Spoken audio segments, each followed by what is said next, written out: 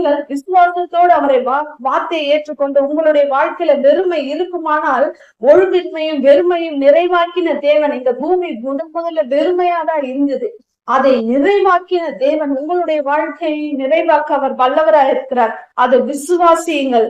தேவன் என்னுடைய குறைவுகளை எல்லாம் கிறிஸ்து இயேசுவுக்குள் மகிமையிலே நிறைவாக்குவார். தம்முடைய ஐஸ்வர்யத்தின்படி நிறைவாக்குவார்.